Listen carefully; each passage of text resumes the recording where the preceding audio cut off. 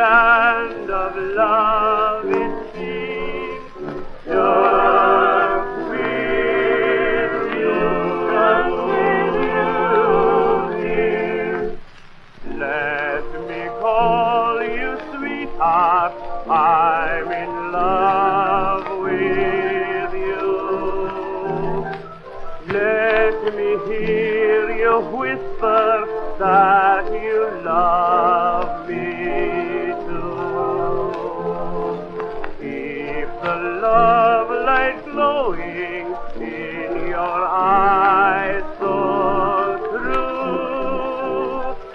Let me call you sweetheart, I'm in love with you. Let me call you sweetheart, I'm in love with you. Let me...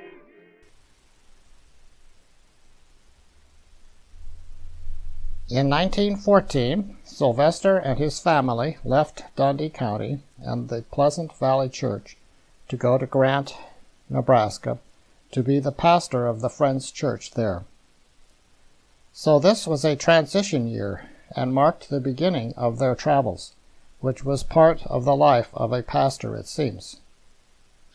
The Pleasant Valley Church was located north of the town of Binkleman, Nebraska.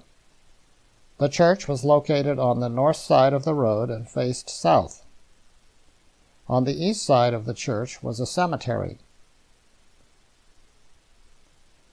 Leela Verl said that she enjoyed the Sunday school lessons that Mrs. Edwards taught them. Here are 2 gravestones for a couple named Edwards. However, from the dates on these, it appears that these 2 people were not the teachers of the Sunday school, but the teachers' parents. They died before Leela Verl was born. Here is a gravestone for the son of Sylvester and Annie Dunagan. He was Ivan, their first child, who died shortly after birth. Here are some things that were in the Friends Church at Pleasant Valley. The note above the picture of Jesus says, quote, originally hung in the Holwitz Church next to Pleasant Valley, then to the Binkleman Friends Church. Placed in museum on August 24, 2002, end quote. The note on the pulpit reads, quote, podium, first used in Hiawatha Academy in 1889. The academy was closed shortly thereafter. The podium was given to the Friends Church. In 1986, it was given to the museum, end quote.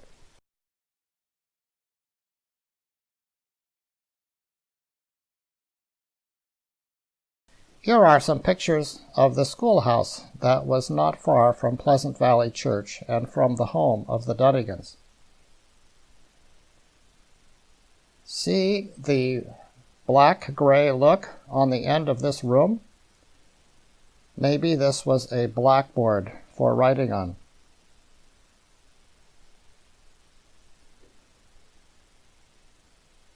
Changing the focus of our attention now, we talk about what was happening far away in Europe.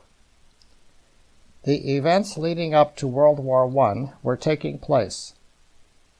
On June 28, 1914, the heir to the throne of Austria-Hungary, Archduke Franz Ferdinand, was assassinated in Sarajevo by a young man from that country named Gavrilo Princip. This was a long way from Nebraska, but it was the spark that started the First World War. This would eventually have an effect on the life of most people in the United States. Here is an excerpt from a video by Epic History about the start of World War I.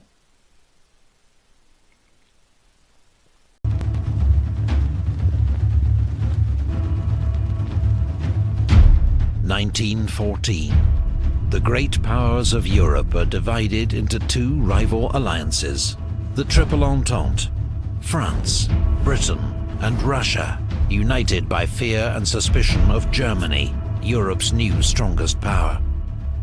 And the Triple Alliance: Germany, which fears encirclement by its rivals; Austro-Hungary, clinging on to a fragile empire; and Italy, seeking gains at French expense. The spark comes on the 28th of June in the city of Sarajevo. Archduke Franz Ferdinand, heir to the Austro-Hungarian throne, is assassinated by a 19-year-old Slav nationalist named Gavrilo Princip. Austro-Hungary accuses its Balkan rival Serbia of having aided the assassin and sends an ultimatum demanding humiliating concessions. Serbia rejects the ultimatum, and Austro-Hungary declares war. Within hours, Austrian forces are shelling Belgrade. The Russian Tsar, Nicholas II, feels honor-bound to defend Serbia, a fellow Slav nation, and orders the Russian army to mobilize. German Emperor Wilhelm II has promised his support to Austro-Hungary. He and his generals see conflict with Russia as inevitable, and the sooner the better, as Russian strength grows year on year. Russian mobilization is used to justify German mobilization, followed by a declaration of war on Russia. Now back to life in Nebraska. In September 1914, Sylvester sold his land in Dundee County, 28,338, where they were living. Here is the letter of sale. Quote, "This agreement, made and entered into this 26th day of September, A.D. 1914, between Sylvester S. Dunagan, party of the first part, and Charles C. Thompson, party of the second part, witnesseth, that party of the first part agrees to convey to party of the second part, by deed of general warranty, and to give said second party possession thereof, on the first day of March, 1915, all the east half of Section 28, Township 3, North Range 38, West 6th Prime Meridian, Dundee County, Nebraska, containing 320 acres, more or less, according to government survey, for the sum of $4,800, and said second party has agreed to purchase said land at the said price above mentioned, and make payments therefore as follows, to wit, $500 cash on the first day of March, 1915, $4,300 on the first day of March, 1920. Said deferred payment to be secured by first mortgage on said above described land at 7% interest, payable annually. Said second party will be given the privilege of paying $100 on principal or more, if desired, at any interest payment." End quote. Sylvester also paid taxes in Dundee County on November 4th, 1914, for personal property. So the Dunagans moved to Grant, Nebraska, to take the job of pastor of the Friends Church there. Here are some comments about this time contained in the Watkins Family History book. The first part is from Roy Van. Quote, "Our father had for several years a deepening conviction that he should enter the ministry in the full-time service. Though he had often substituted for pastors when they could not be in their own pulpits, and he also spoke at Sunday school conventions and other Christian gatherings, but had not been a regular pastor until 1914, when he had a public auction of personal property and moved to Grant, Nebraska, and accepted the pastorate of the Friends Church. We lived off the farm sale proceeds during that year. He received 35 cents from the church that year." According to Sylvester's grandson, John Broyles, Sylvester's final decision to enter the ministry occurred something like this. Sylvester was quite successful at farming. He did like to read the Bible before and after chores. One day he began to read the Bible before chores, and he came to the passage, quote, "When I say unto the wicked man, O wicked man, thou shalt surely die. If thou dost not speak to warn the wicked from his way, that wicked man shall die in his iniquity, but his blood shall I require at thine hand." End quote. That's Ezekiel 33, verse 8. Evidently, Sylvester had been thinking about becoming a pastor for a while. As soon as he read this passage, he stopped reading and said to himself, "I do not want to be a pastor. Not me, Lord." Then he did his chores and came back to read further. When he did, he opened to the same passage. This time he said to himself, "I will do it if you want," or something like that. So when he was 53 years old, Sylvester decided to become a pastor. Again from Roy Van. While we lived on the farm in Dundee County, I do not remember the matter of whether we would attend Sunday morning and evening services or the prayer meeting on Wednesday night being decided any more than whether we should have breakfast each morning. We did have good breakfast each morning, and we did go 20 miles each Sunday in 2 round trips to church and 10 miles on Wednesday night, unless there was a sickness or a severe storm. I'm sure the services were much better than I realized at that time. I was very unhappy about leaving the farm and moving to town. I loved the livestock and everything about the farm, and I thought living in town was not for me.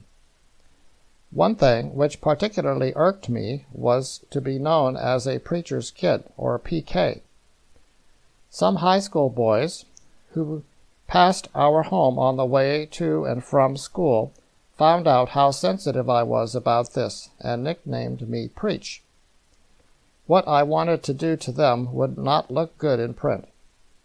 This ugly attitude grew worse and lasted a long time.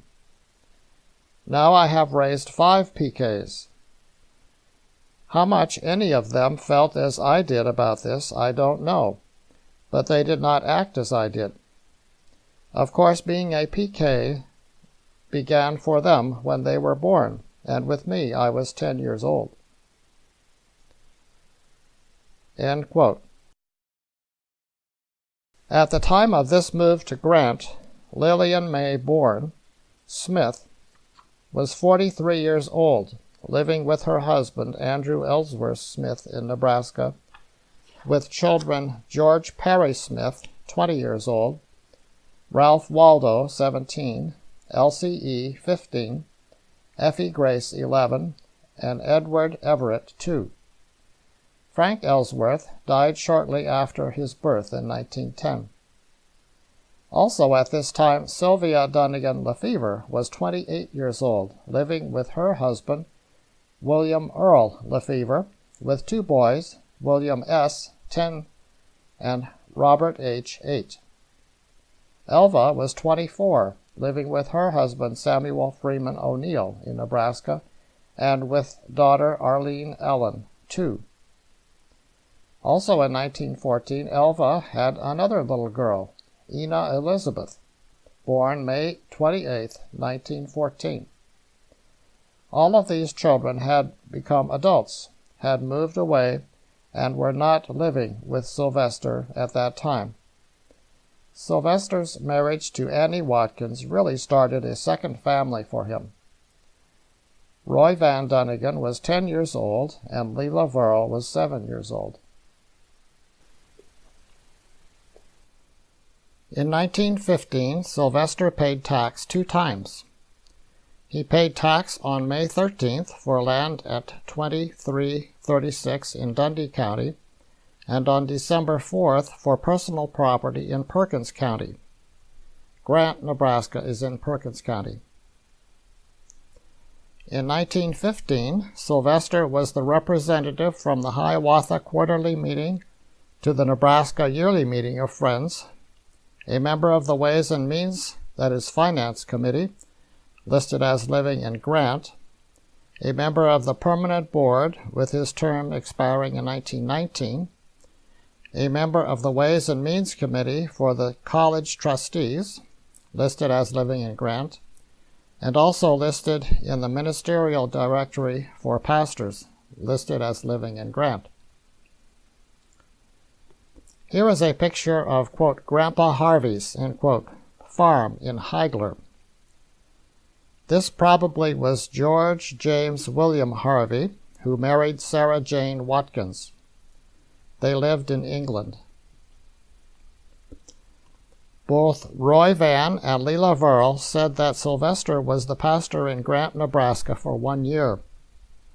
So, in late 1915 or early 1916, Sylvester moved to another place. The place where he went is not given in any of the documents that I have found. However, it is possible that during this time he was serving the Church of Greenfield. The Nebraska Yearly Meeting minutes of 1916 said that Sylvester was living in Venango, Nebraska at that time, June 1916. The Watkins family history book said that Sylvester did serve the Greenfield Church, but did not say when. In 1918, the Elk Valley Monthly Meeting minutes said that Sylvester was accepted into that church by letter from the Greenfield Church. So for these reasons, it is possible that Sylvester served the Greenfield Church during this time of 1916-17. The Greenfield Church was near Venango, Nebraska. Here is something that Eleanor Watkins wrote about the Greenfield Church and her memories of that time. Quote, Note, memories start at the little Greenfield Church out of Venango. Ramona Fast teaching the Sunday school class and making the Bible come alive. John and Bessie Van Boning working so hard in the church, and John as one of our rural school teachers. We used to visit Aunt Sylvia Power and play with Mirth, Thelma, and Reva, also Verl and Roy Dunagan. We were poor, but I don't think we realized it, as everyone else was in the same boat. End quote. When I, John, was a child, my mother, Leela Verl, spoke lovingly and admiringly of John and Bessie Van Boning. I did not know what their relationship was with my mother and her family. I guess they were just members of the church in the Greenfield area and not any blood relation. The 1916 Nebraska Yearly Meeting of Friends minutes stated that Sylvester was a member of the Permanent Board with his term expiring in 1919, and that he was living in Venango, Nebraska. His name was also on the list of pastors in that year, also living in Venango. Sylvester received a receipt for $200 dated April 14, 1916, from the Lincoln Land Company on contract 30988. Another letter from a real estate and insurance business stated that Sylvester could then, quote, go to work and build on your 40 or do anything else you want to it, as it belongs to you now, end quote. So Sylvester took ownership of some land at that time at Southeast Quarter 14740.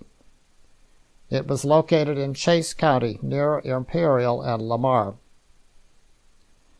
Sylvester paid tax twice in 1916, once for land at Northwest 2336, which is in Dundee County, and once for personal property in Perkins County, which is the county where Venango is located. Sylvester paid tax 3 times in 1917, once for personal property in Perkins County, once for land at 2336, and once for land at 14740, which he just purchased in this year. Here is a map showing the location.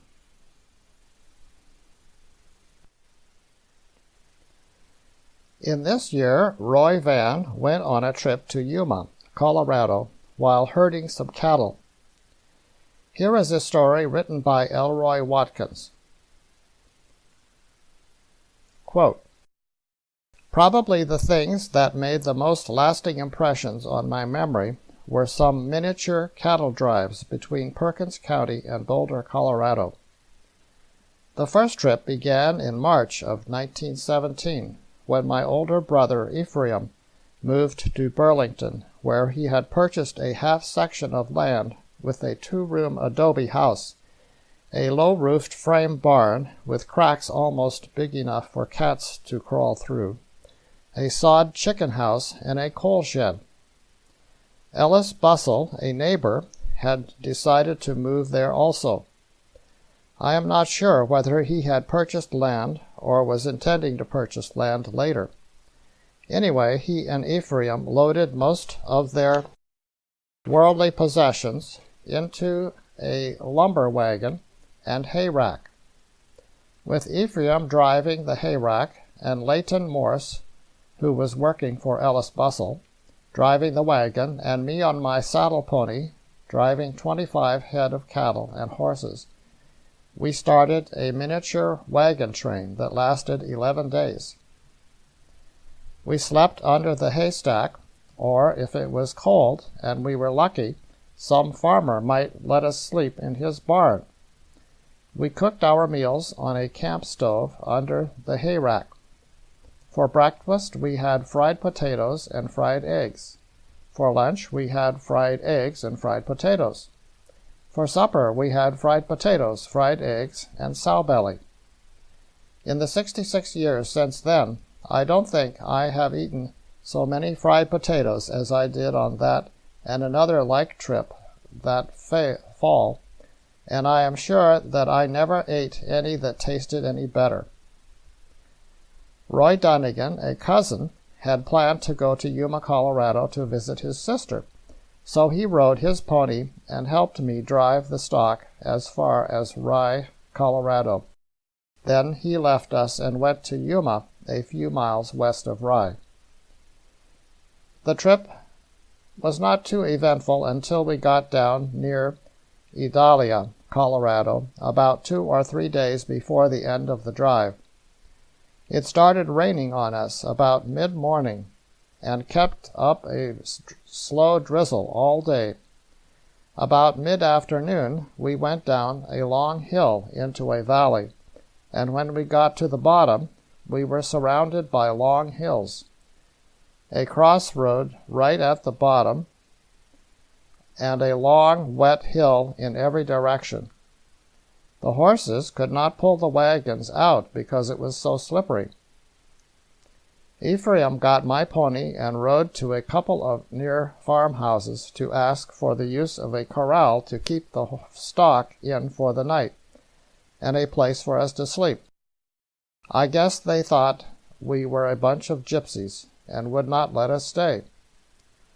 Leighton tried a couple of places with the same luck, and things began to look pretty dreary for that night. There was one more farmhouse about 3/4 of a mile away, and I asked Ephraim to let me go try it. It belonged to a man named Helling, and I guess he felt sorry for a 12-year-old kid riding in the rain at dusk. Anyway, he let us put the stock in his barn and corral. We hitched the team, White Sock and Ronnie, to the top buggy, which had been trailing behind the wagon, and drove into Idalia. There we found a small hotel and got a room and supper. We found a barn for the horses. Needless to say, I did not need to be rocked to sleep that night." End quote. In this story, Elroy said that Roy Van was going to visit his sister in Yuma, Colorado. Who was this sister? I can think of 2 possibilities. Elva Dunagan O'Neill gave birth to her son Wayne in Yuma, Colorado in 1922, and she lived in Washington, Colorado in 1920. It could be that Elva was living in Yuma, Colorado at that time. Another possibility is that Elva or Leela Verl were visiting their Aunt Candessa Dunagan Ford in Yuma, Colorado. Candessa lived in Yuma, Colorado, and earlier we saw a picture of her house taken in 1911.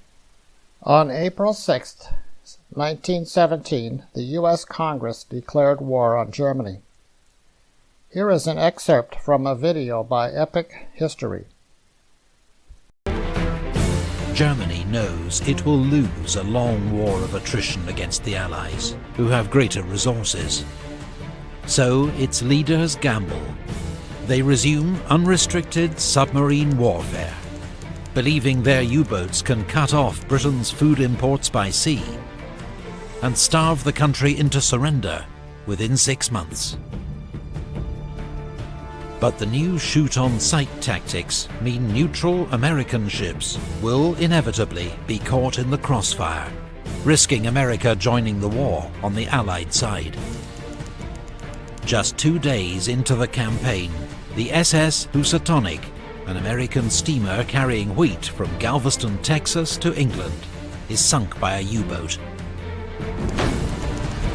The British then pass to the US government a telegram they've intercepted from German Foreign Secretary Arthur Zimmermann to the German ambassador in Mexico.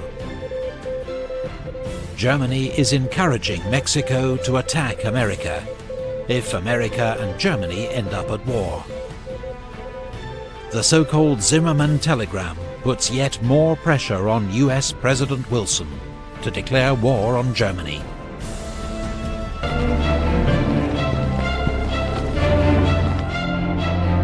In Russia, enormous casualties and bread shortages lead to riots and revolution. The Tsar abdicates. A provisional government takes charge, pledging to continue the war. But at the front, Russian troops begin to desert en masse. After a string of German provocations, the US finally declares war on Germany. It brings immense resources to the Allied cause, but they will take many months to mobilize. This is a picture of a young woman working in an American airplane factory in 1917. It was taken from a web page by www.britannica.com. The state legislature created the Nebraska Council of Defense in 1917. The council's first task was to coordinate production and conservation of food, aid in council's supply of farm labor, engage in Red Cross work, and organize Liberty Loan drives. Soon it became an extra-legal police force monitoring the loyalty and attitudes of Nebraska's citizens, especially those of German heritage. Those the council deemed questionable were dealt with by the council in a manner suited to the circumstances. Written threats, Inquisition-like panels, violence, and imprisonment were aimed at people who spoke German or were otherwise questionable. Here is an example of the work of the Nebraska Council of Defense.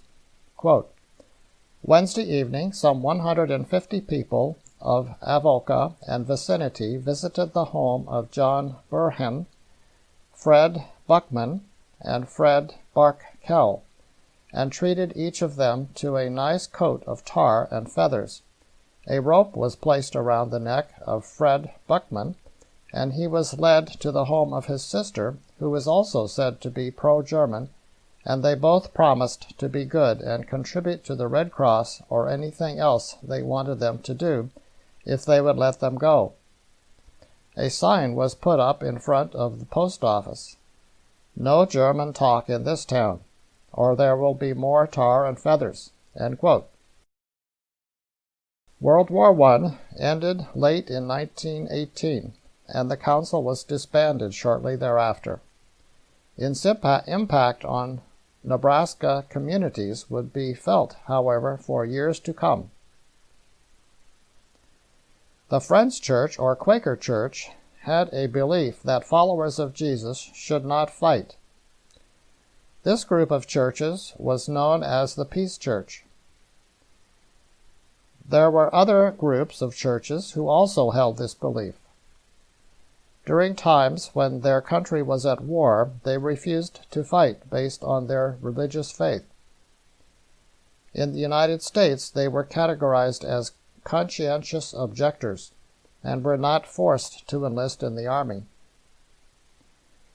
On April 10, 1917, the purchase contract was signed in which Sylvester purchased land at southeast quarter 14740 for $600. Earlier, in 1916, Sylvester paid $200 to Lincoln Land Company for abstracting this property. Now we would call this the escrow process. Here is a picture of relatives of Fern Hopkins gathered at his house in 1917.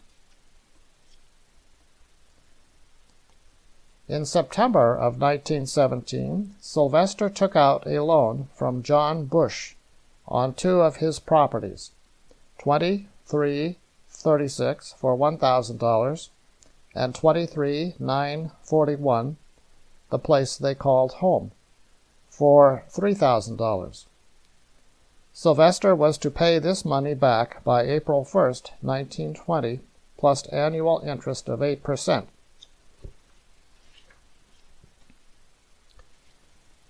Here is a picture of a pleasure boat in the San Pedro Harbor in California. It is dated September 10, 1917. Perhaps this was taken by Sylvia Dunagan Lefevre. She lived in San Jacinto, California in 1920, so maybe she sent this picture to Sylvester from California. The big news for 1918 was Sylvester and his family's move to Waterbury, Nebraska, where Sylvester was the minister for the Elk Valley Friends Church. The minutes of the Elk Valley monthly meeting stated that Sylvester and his family were received on a certificate from the Greenfield monthly meeting on June 19, 1918. Sylvester may have served at this church before that, but the minutes were prepared in June of that year. In addition to this, Sylvester rented his land at the southwest quarter 23941 to a J.W. Gaunt for 1 year in return for 1/3 of the crop delivered to the grain elevator where it could be sold. Here is a picture of Sylvester and Leila Varl. The date was not given, but their appearance looks like it might have been 1918. Sylvester paid taxes 4 times in 1918. He paid land tax for $23,941, $14,740, and $23,36. He paid personal property tax in Perkins County, where Venango is located. Here is a picture of Winnie Salisbury, the girl with the long hair. I do not know what relation she is to Sylvester and his family. This picture was in the old photo album, which contained Sylvester's wedding picture with Ellen and other early photos. Here is a picture of Roy Van sitting on their pony, Indian. The horse, Indian, was mentioned in Leila Varl's description of her childhood near Pleasant Valley. In that story, the saddle turned, and she and Roy fell off of Indian, but Leila was left hanging underneath Indian. From that vantage point, she noticed some cowlicks on Indian's belly. There was no date on this picture, so I am showing it here just based on the estimated age of Roy. In world affairs, World War I ended in 1918. On November 11, 1918, Germany signed an armistice agreement, as their allies had done shortly before. Nebraskans had made their contribution to World War I. General John Joseph Pershing, 1860 to 1948, was a graduate of the University of Nebraska Law School in 1893. He was the commander of the American Expeditionary Force to France in 1917.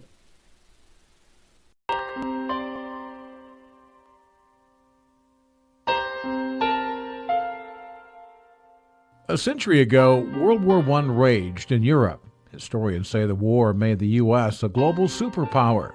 General John J. Pershing, a man with strong Nebraska ties, commanded the U.S. troops that helped to end the bloody fighting. Over there, over there. November 11th, 1918, America and the world celebrated. On January 16, 1919, the 18th Amendment to the U.S. Constitution prohibited people from buying, selling, or making alcoholic beverages. This began a period of time known as Prohibition. In 1919, Sylvester and family made preparations to move again. This time it was to Hay Springs, Nebraska. In Hay Springs, there was a church called New Hope Friends Church. The minutes of the Elk Valley monthly meeting, recorded on October 22, 1919, said that Sylvester and family were granted a certificate of recommendation to the New Hope monthly meeting. This was probably like a transfer of membership, with the recommendation that this family was in good standing at Elk Valley Church. There seemed to be a lot of pictures in Sylvester's family treasures that were taken in 1919 or later. My guess is that the Sylvester Dunagan family acquired a camera about that time. From my experience, when a family gets a new camera, they take a lot of pictures of everything that looks interesting. So maybe this accounts for the large number of pictures starting at this time. Here are two cameras that my mother, Leila Verl, left me as part of Sylvester's belongings. They were called box cameras. Maybe they were the cameras that took some of the following pictures. These cameras had film, paper film that you had to put into them, like this, and then you would wind the film using this lever right here, and you could look and see the number of the picture through this little viewing port right here. So you'd go picture 1, picture 2, picture 3, and to take a picture you push on this button. Now there was a danger in these cameras, in terms of photographic danger. If a person took a picture by pushing this button but did not turn the crank to go to the next undeveloped position on the film, and then they took another picture by pushing this lever, they could have two pictures, one on top of the other. This is called a double exposure, and Sylvester had some pictures like that in his files.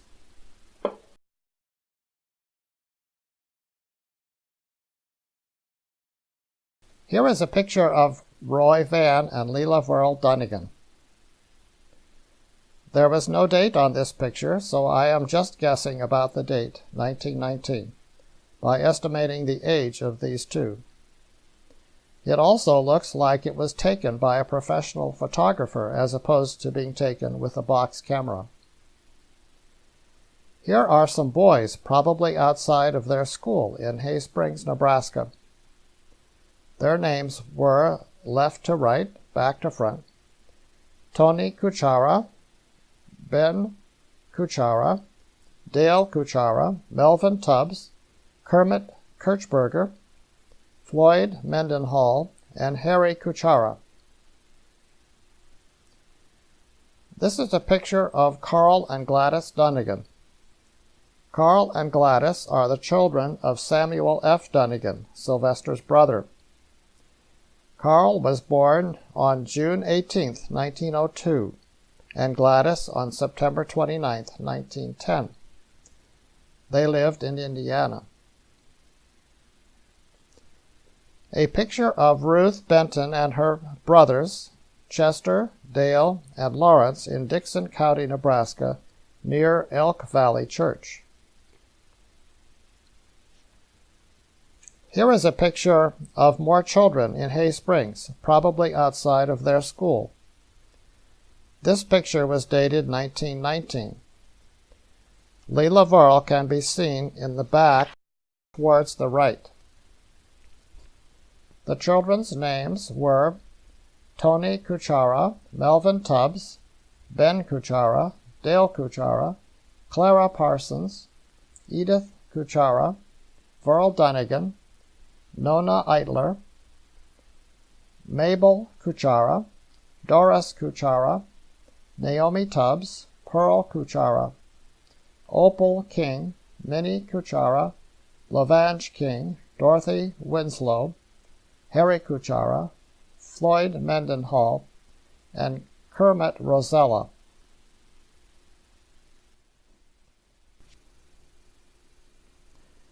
Here is a picture of school children, including Leela Verl.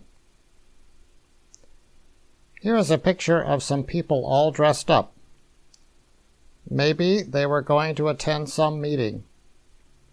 Leela Verl Dunagan is prominent in white.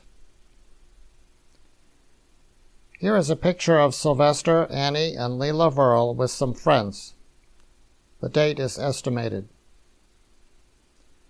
On September 10, 1919, Sylvester repaid the loan that he got from John Bush, thus releasing the land at $23,941 from the mortgage.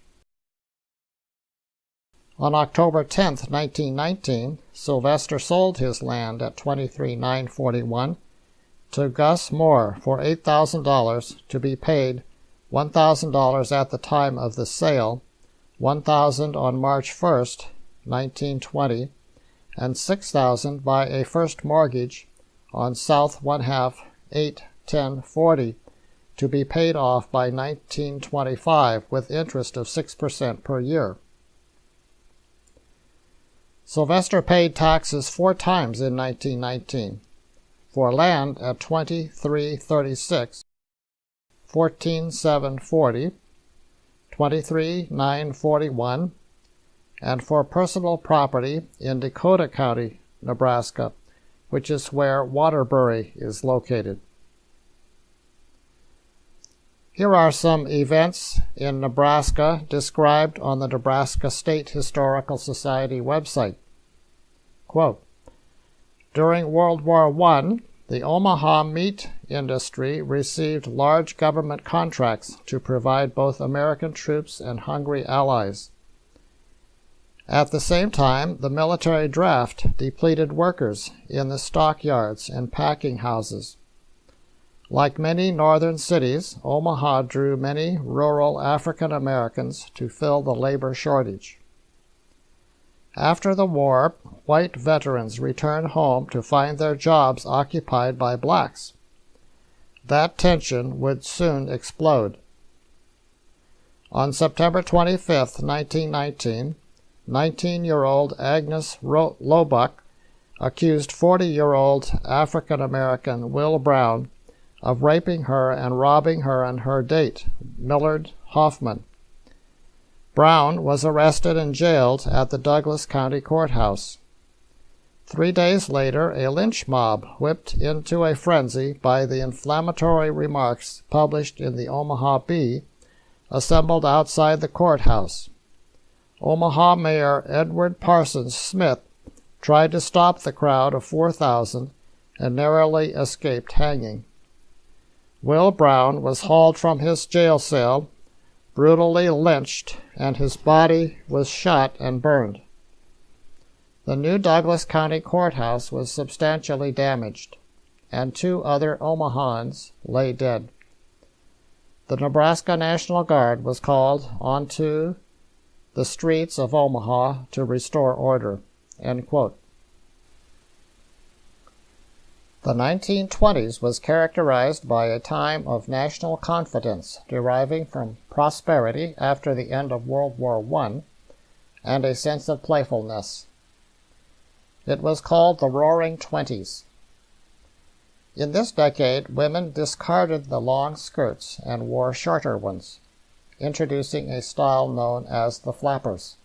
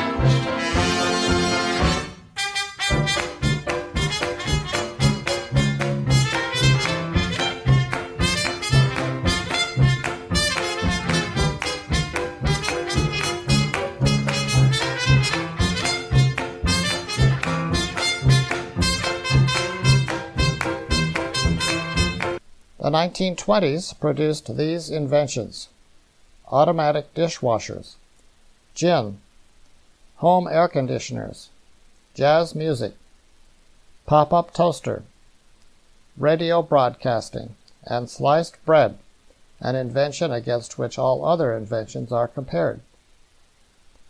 The liquid fuel rocket was invented by Robert Goddard. NASA named the Goddard Space Flight Center after him. Other inventions were made also in specific years and will be mentioned later. In the pictures after this date, you will see automobiles in the pictures. As we said before, the Sylvester Dunagan family moved to Hay Springs, Nebraska in late 1919, where Sylvester was the pastor of the New Hope Friends Church there.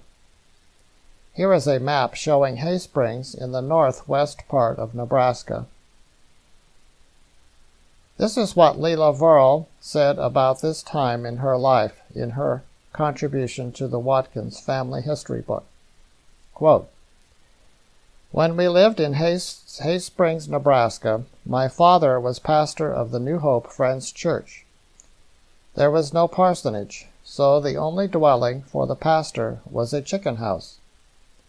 I thoroughly enjoyed living there, as the entire south side was glass, and when the sun came out during a snowstorm, we could feel the warmth of the sun. Fortunately for us, chickens were never housed there. I inquired later where the former pastors lived, and they said, in the chicken house. My father helped build a parsonage during our stay there, and it is still being used, built in 1922-1923. End quote. Here is what a book about the history of Hay Springs said about Sylvester. Quote, in 1920, Reverend S.S. Dunagan came here. They lived with the Paul Mendenhalls for several months while the present parsonage was being built. It was dedicated at Thanksgiving time. Cost of the parsonage was $1,622.33, with most of the labor done by church members and the minister." End quote. So Sylvester helped to build a parsonage for New Hope Friends Church. Here is a picture of this parsonage that was taken in 1987. Here is a picture of the same parsonage taken in 2016.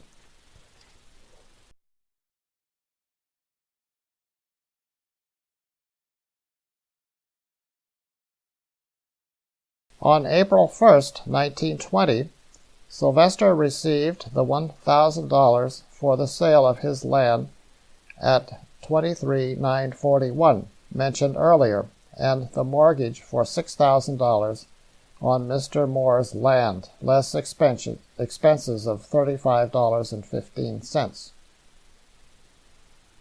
About this time, Sylvester decided to give Sylvia and Elva their family inheritance. He gave them each $1,000. He probably got this money from the sale of this land at 23,941, since Mr. Moore gave to Sylvester $1,000 on March 1st, 1920, and again $1,000 on April 1st, 1920. Here is the contract written for this inheritance. Quote, "Release of heirship. This agreement entered into this 10th day of April, 1920, by and between Sylvester S. Dunagan of Hayes Springs, Nebraska, party of the first part, and Sylvia M. Lefevre of Nuevo, California, party of the second. And the said parties to this agreement bear the relationship of father and daughter. Witnesseth that in consideration for the payment of $1,000 by the party of the first part to the party of the second part, the receipt of which is hereby acknowledged, the said party of the second part hereby agrees with the party of the first part to release all right, title, or interest of whatsoever nature in and to the property, whether real or personal, that the said party of the first part may now possess or may hereafter acquire or own at the time of his death. It is further agreed between the parties to this agreement that the foregoing provisions of this agreement shall be binding on our heirs, assigns, executors, or administrators. Witness our hands and seals the day and year above written. Witnesseth Philip E. Milsfed, signature. Sylvia M. Lefevre, signature. Sylvester S. Dunagan, signature." A similar contract was written for Elva. Here is a letter from Sylvester to Elva giving her a check for $1,000. Note that in this letter he said that he was going to get a load of lumber to use on the new parsonage at Hay Springs. So, on April 5th, 1920, the parsonage was almost finished, but not quite. Quote, "Hay Springs, NE, 4/5/20. Dear Elva, find enclosed check for $1,000, also papers, which you will go before a notary, sign and notarize. I will sign and return the copy to you. I trust this may be a blessing to you all, and it will be the means of a quiet settlement of my estate. I am doing this for the best interest of all concerned.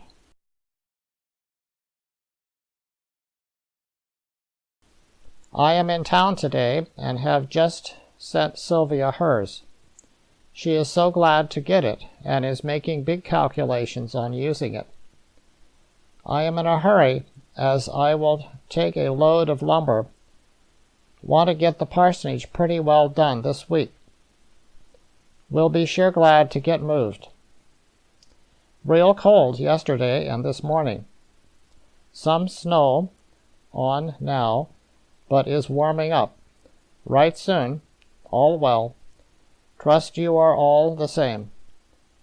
Love to all, Papa." End quote. Since this inheritance document required a notary, Sylvia had her agreement notarized and sent a copy of the notary to her dad, Sylvester. Note that Sylvia was in Riverside County, California at that time, April 1920. In late June or early July, the lawyer, G.B. Hastings, managed to get $1,250 from the buyer of Sylvester's property at 23941, Mr. Moore, to replace his check to Sylvester for $964.85, which he had given to him earlier. The amount of $964.85 was $1,000 minus some tax and other expenses. However, I guess Mr. Moore owed more than this, considering that he owed interest and evidently did some damage to the property. So the lawyer got $1,250 from Mr. Moore instead of the $964.85. On August 6, 1920, Sylvester received from the lawyer G.B. Hastings a mortgage, probably for Mr. Moore's land at 81040, a check for $714.85, and a promise to pay $500 later by the lawyer. I am not sure what these amounts are for. In this letter, the lawyer, Mr. Hastings, mentions some personal comments by Sylvester to him, probably concerning a new baby born in the lawyer's family. Here is an interesting picture of some schoolboys playing. Some of the boys were August, Kenneth Barnhart, Laverne Barnhart, Harry Lynn, Arthur Lindfelter, Kenneth McGaffey. Also on the back, this was written, "This is all the boys in my room. That is Annie Feller you see back there running. The girls were out there playing ball, and Annie was making a run home. This is fine of all, but Laverne, he got so tickled he turned sideways. Kenneth seems serious enough, though." End quote. Here is a picture of Roy Dunagan and Joe McAfee, one of the boys in the community. This was taken about 1920 in Hay Springs, Nebraska. Here is a picture of Roy and Leila Verl Dunagan around 1920 in Hay Springs, Nebraska. Here is a picture of Sylvester, Annie, Roy, and Leila Verl. This is a picture of Arvilla McAfee, Leila Verl Dunagan, and Josephine McAfee. The first license to broadcast regular radio programs was given to KDKA station in Pittsburgh, Pennsylvania in October 1920. So there was no music available by radio until after this date, and even later in most of the United States. Sylvester paid taxes twice, of which we have a record in 1920. He paid land tax for 2336 in Dundee County and for 14740 in Chase County.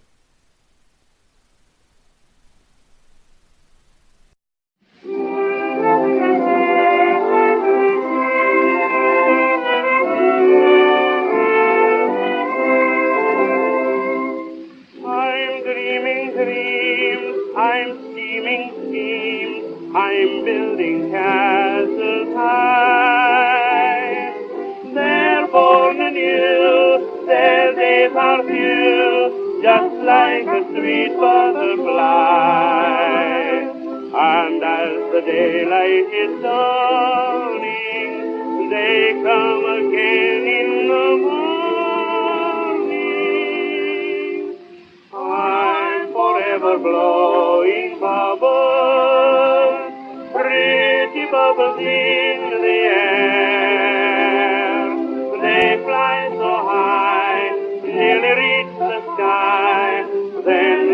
my dreams they fade and die, fortune's always hiding.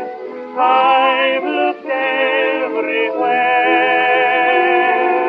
I'm forever blowing bubbles, pretty bubbles in the air.